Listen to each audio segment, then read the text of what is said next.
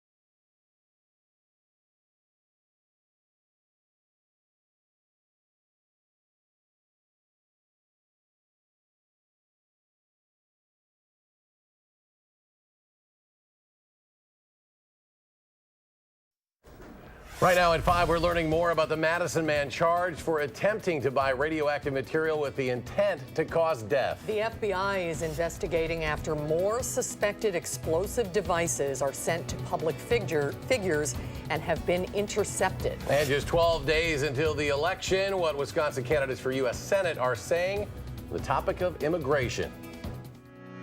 This is News 3 at 5. Thanks for staying with News 3. A former congressional candidate and high-profile Capitol protester was in federal court today. The FBI says Jeremy Ryan tried to buy enough radioactive material to kill someone. Our Keely Arthur was inside the federal courtroom and joins us now with the latest. Keely. Well, the name Jeremy Ryan might sound very familiar to you. He's probably better known as Segway Jeremy, a protester who was often seen driving a Segway around the Capitol. The 30-year-old appeared in court today where federal Judge Stephen Crocker ordered Ryan detained until a formal detention hearing next Monday. This is chopper video from Wednesday as federal authorities raided Ryan's town of Madison home. He was arrested earlier in the day for attempting to possess radioactive material with intent to cause death. Court documents show Ryan unknowingly contacted an undercover FBI agent for the substance, asking in an email, quote, "How long would the poison take to kill someone after ingested?" Now, if convicted, Ryan could spend life in prison. His lawyer, as well as the prosecuting attorney, declined an on-camera interview. All right. Thank you, Keely. The FBI is ramping up its investigation into suspicious packages that were sent to prominent Democrats critical of President Trump. At least 3 more envelopes were intercepted overnight before they could reach their targets. 2 were addressed to former Vice President Joe Biden. The other addressed to actor Robert De Niro. The FBI confirms those devices are similar to the crude pipe bomb sent earlier this week to at least 6 other prominent Democrats who have been sharply critical of the president, including former President Barack Obama and former presidential candidate Hillary Clinton. President Trump urged unity while condemning the media. He followed up with a tweet today saying, quote, "A very big part of the anger we see today in our society is caused by the purposely false and inaccurate reporting of the mainstream media." New York's mayor says the president has made it easier for voices of hate to come forward, but he stopped short of blaming him. I don't think it's right to connect the dots so perfectly until we know all the facts. I do think it's right to say the president really should change his tone. The NYPD bomb squad removed the package addressed to De Niro. It'll be sent to the FBI's lab in Quantico, Virginia. Let's get a first check on the weather now. Dave Caulfield is in the Weather Center. Dave? Susan, our rain chances are going slightly up as we head into tonight, and tomorrow a few raindrops could come our way as well. But on Doppler track tonight, not seeing any green pop up at the present time, but we've seen a lot of clouds move in from the south and west today, really socked in with those clouds, and that's the case right now in downtown Madison on the Edgewater Skycam. Currently at 49 degrees, an east wind at 5 miles per hour, so at least that's not that bad. So a little bit cool outside, but doesn't feel too bad. Temperatures are in the upper 40s and low 50s across southern Wisconsin, 52 in Janesville, 50 in Lone Rock, and 51 in Platteville. Wind speed's not too bad at the south and east right now at about 5 miles per hour. This evening, temperatures falling through the 40s into the lower 40s by later on tonight. Lots of clouds, and I can't rule out a few raindrops. We'll take a look at rain chances and even the possibility of a few snowflakes by the time we're done with this weekend in your first alert forecast in just a few minutes. All right, Dave, thank you. 2 Greene County residents are under arrest now facing charges related to cockfighting. Deputies executed a search warrant at a residence at the 6900 block of County Highway B. That's in the town of Clarno after receiving reports of cockfighting in the presence of injured animals yesterday afternoon. During the search, officials found dead and injured chickens, an outbuilding that appeared to be used for the fights. Deputies seized 37 live adult chickens, 16 chicks. The birds were taken to veterinary services overnight and are now at a chicken ranch in Broadhead. Officials had to euthanize 3 birds at the scene. The man and woman are facing felony charges for instigating fights between animals. 3 people were arrested after Dane County Sheriff's deputies responded to a shots fired call. It happened in the town of Christiana yesterday. Around 5:30 p.m., witnesses reported that 58-year-old Michael Lund of Edgerton was threatening people and firing his handgun. Deputies recovered the gun and casings at the scene. Lund was arrested on 2 counts of disorderly conduct while armed. The landlord and homeowner, 58-year-old Robert Viam of Cambridge, was arrested for maintaining a drug dwelling, and 36-year-old Jamie Sigrist of Cambridge was arrested for possession of heroin and possession of drug paraphernalia. Officials are investigating the cause of an early morning house fire in Deerfield. Multiple departments were called to the home at 3334 County Highway W, just south of Schuster's Farm. This was just before 4:30 this morning. When crews arrived at the scene, they saw heavy amounts of smoke and flames. Officials say the home appears to be a total loss. The Dane County Sheriff's Office says there were no injuries from the fire, but several pets may not have made it out. Multiple departments responded to help with the fire. Because it's out in the country, we don't have the water supply like we do in a city or village. We don't have fire hydrants, so we need extra vehicles from other departments that carry water, they're called tenders. That's why we have such a heavy response. Officials say there's no estimate for the value of the loss at this time. The Madison Police Department located a stolen truck this morning and found a suspect inside. Police say they found 32-year-old Miguel Ramos Perez around 1:30 a.m. in the car on North Blount Street. Perez told police he was only sleeping in the truck, but inside there were a number of items that appeared to be stolen. The truck belongs to a downtown Madison property manager who left it unlocked and running Wednesday morning while working on East Gilman Street at a residence. Police said they arrested Perez at gunpoint for charges of operating a motor vehicle without the owner's consent. The Trump administration beefing up security along the U.S.-Mexico border to stop thousands of refugees from entering the United States. Defense Secretary James Mattis is expected to sign an order to deploy an estimated 800 troops. That's on top of the more than 2,100 National Guard troops already deployed. The soldiers will not have the authority to make arrests, but will serve in support roles for the Border Patrol. When the troops get to the border, what they're going to encounter is a large number of children, of women with children, of children from 0 to 5 years old. Now, the president tweeted to the caravan telling them to turn around, saying, quote, "We are not letting people into the United States illegally." The candidates for U.S. Senate in Wisconsin are split on the best way to tackle immigration. And just 12 days until the election now. And this has become a key issue here in Wisconsin. Rose Schmidt sat down for one-on-one interviews with both of the candidates and tells us their approaches. Rose? Well, some of the sharpest contrasts and attacks between Democrat Tammy Baldwin and Republican Leah Vukmir center over immigration. And it's one of the top issues on voters' minds heading into November. Vukmir made it clear to me she backs President Trump's plan to build a wall on the country's southern border and won't talk about helping children who are brought over the border by their parents until that wall is built. Baldwin, on the other hand, favors a broader approach that does include border security, but also a pathway to citizenship for dreamers and plans to help Wisconsin dairy farmers who rely on immigrant labor. And the candidates are not shying away from attacking each other's plans on this topic. The wall has to be built first. I've said it over and over again, and I stand with the president and, quite frankly, a good number of people across the state of Wisconsin who feel it's very important that, first and foremost, we have the commitment that we will have that border security. Leah Vukmir has said, I won't talk about anything until we build Trump's wall. I won't talk about anything. I think that's irresponsible. We don't need a political issue. We need a solution. Recent polling numbers show there's an increase in support for a path to citizenship for undocumented immigrants, with 68% of voters in Wisconsin wanting a process for them to stay and eventually apply for citizenship. But 14% say they should leave the country. That pathway to citizenship is something Baldwin told me she supports, but Vukmir says there's a process to becoming a citizen that needs to be followed, and she's upset that some people are bypassing that process. Rose Schmidt in our news center tonight. Rose, thank you. A group of African-American leaders in Madison wants to make sure that minority voters who want to get out to the polls can get there on Election Day. They're hoping that minority groups turn out to vote on November 6th in record numbers. During the 2016 election, black voter turnout was down nearly 20%, more than 4 times the drop that was seen across the nation in that election.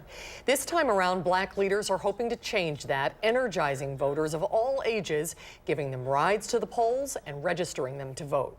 I challenge everybody in here today that you not only come out and vote yourselves, but make a commitment to bring somebody else out to vote.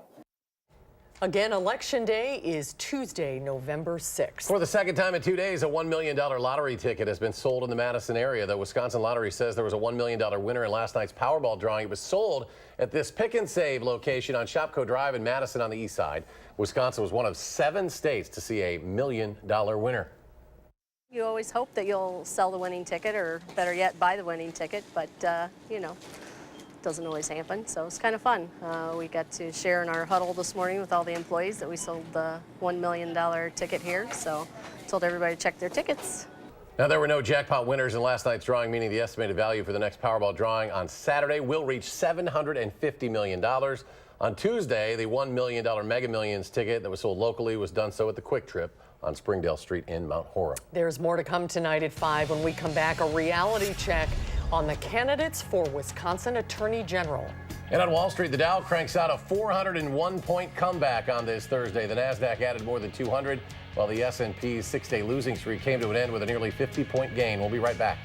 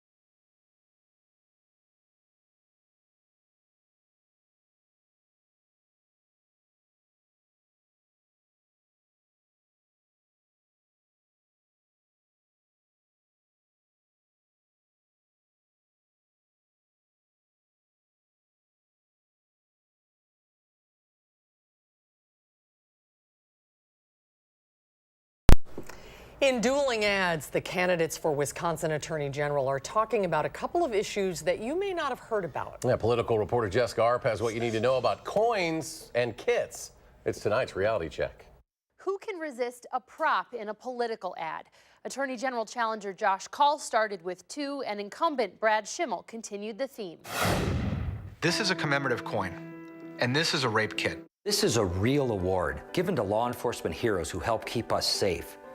This is a real kit that I've used to convict rapists. So which one is it? Let's start back with Kaul's initial ad. This doesn't fight crime, but testing the DNA in one of these can help you catch a dangerous criminal.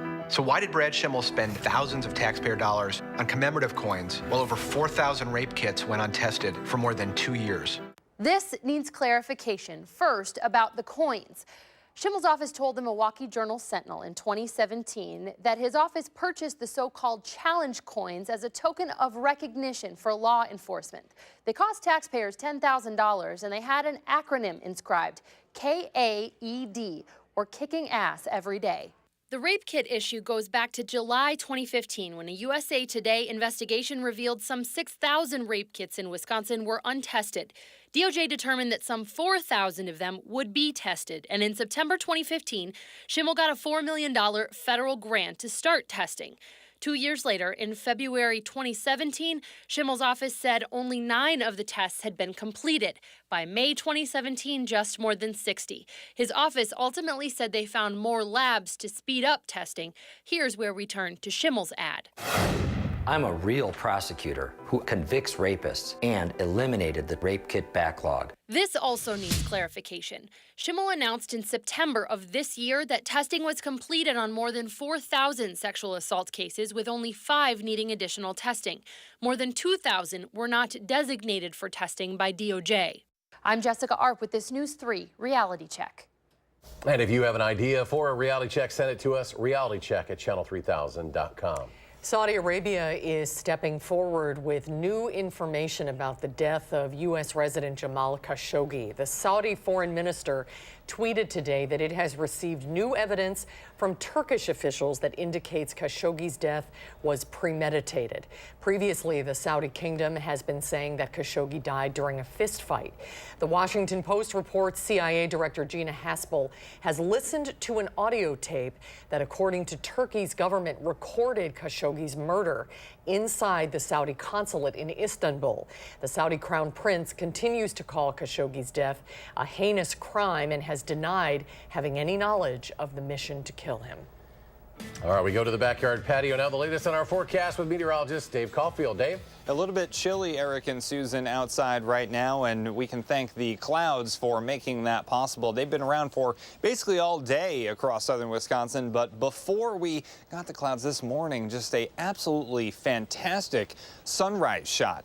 This red sky at morning comes from Blue Fortune Farms, and Mike sent this in. Just look at that, just spectacular, but I'd hate to burst any bubbles with that fantastic photo, but actually the sunset tonight happens at 5:59.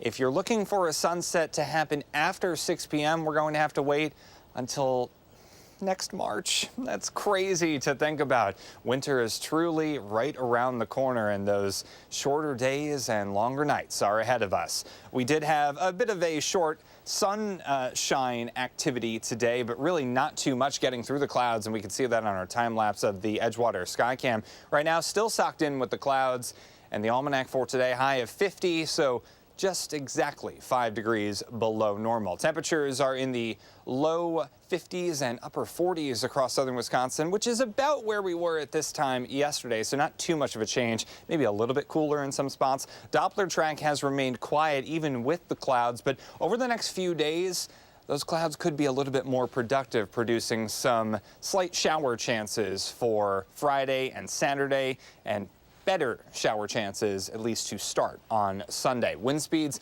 not too bad, so while it is chilly, it's not feeling overly chilly outside. That wind is not causing any major problems. And I still have lottery fever. In the 5 tickets I bought for the Mega Millions, I got 1 number correct out of the entire ticket. Hopefully I get these 6 numbers correct, because we're in the low 50s and 40s as we head into Sunday and Monday. So temperatures staying a little bit below normal for this time of year. Tonight, mostly cloudy. Can't rule out a shower chance or 2 for tonight, with temperatures in the upper 30s, and tomorrow will once again be in the low 50s for highs, mostly cloudy and cool with a chance of showers. So let's explore those shower chances on Future Track. The clouds really staying put over the next couple of days, starting off in the upper 30s and near 40 for tomorrow. And again, we're not seeing too many too many blips on Future Track, but we'll have the chance of showers basically in the forecast on an ever-present basis, so have that umbrella ready to go. Shouldn't be anything heavy, which is the other piece of good news. It's a little bit harder, though, to pin down exactly where these showers will fall. Really, by the time we get to later on Monday, we're only looking at about 1/4 to 1/2 inch of rain at the most across southern Wisconsin, so it shouldn't exacerbate any flooding concerns or anything like that over the next couple of days.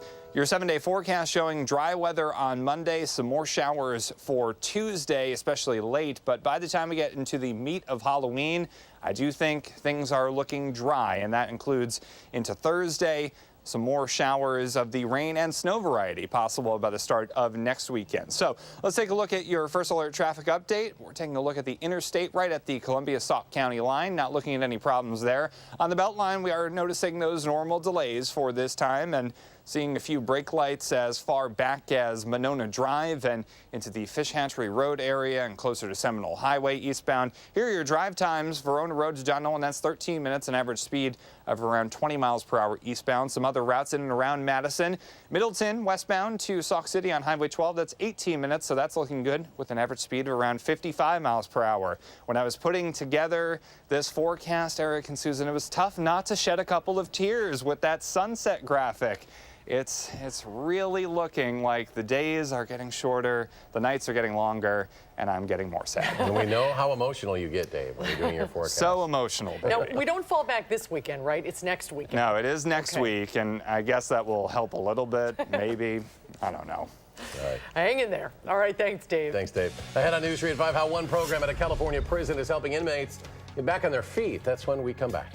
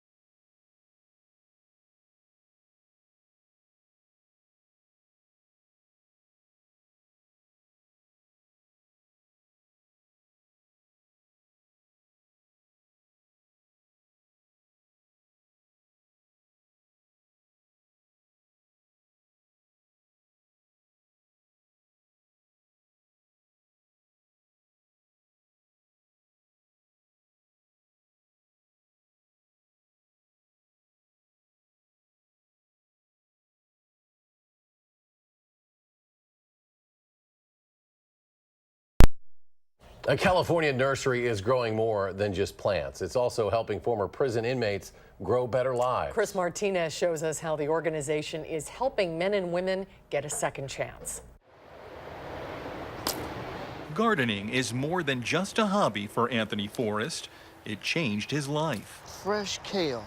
For decades, Anthony was in and out of prison. Grand theft auto, armed robbery, possession of cells, drugs, you name it, petty theft, I done it. But he says something shifted when he took a gardening class behind bars taught by former inmates, all employees at an urban farm and nursery called Planting Justice. That showed me that you could do better with your life. And so that led me to say I want more. Planting Justice is largely staffed by ex-offenders with a mission of helping men and women successfully re-enter society. I'm about to hydrate it now. According to the National Institute of Justice, nearly 70% of people released from prison in the U.S. are rearrested within 3 years. Pomegranate is from the Middle East. Planting Justice co-founder Haleh Zandi wants to change that. Maybe 1 or 2 of our folks have gone back to prison. By giving newly released inmates health insurance, a paycheck, and a purpose, she says they're motivated to do better. They've served their time for their crime, and they deserve to have the same opportunities as anyone else. Anthony was so inspired by the Planting Justice class in prison, he became a full-time employee here after his release. Yes, I wanted to give back. He now regularly returns to prison as a teacher of that very gardening program, helping others plant the seeds for a better life. Chris Martinez, CBS News, Oakland, California. And stay with us. We'll have another check of your forecast in just a moment.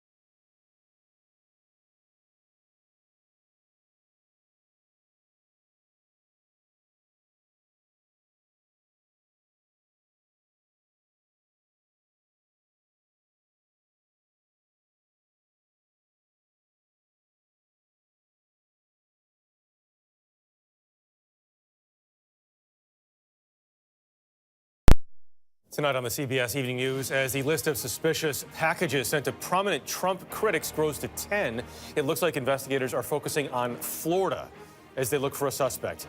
And the way these elementary school kids said happy birthday has turned into a global hit. That is tonight on the CBS Evening News. And finally, an Ohio police officer witnessed 2 deer duking it out right in front of his patrol car. It was caught on dash camera in Blue Ash, Ohio, just north of Cincinnati. The officer spotted a buck on a neighborhood street shortly thereafter, and another one showed up and the fight was on. The video was shared on the police department's Facebook page. Officers say normally the department would not tolerate fighting in the street. We thought it was best to let nature take its course in this instance.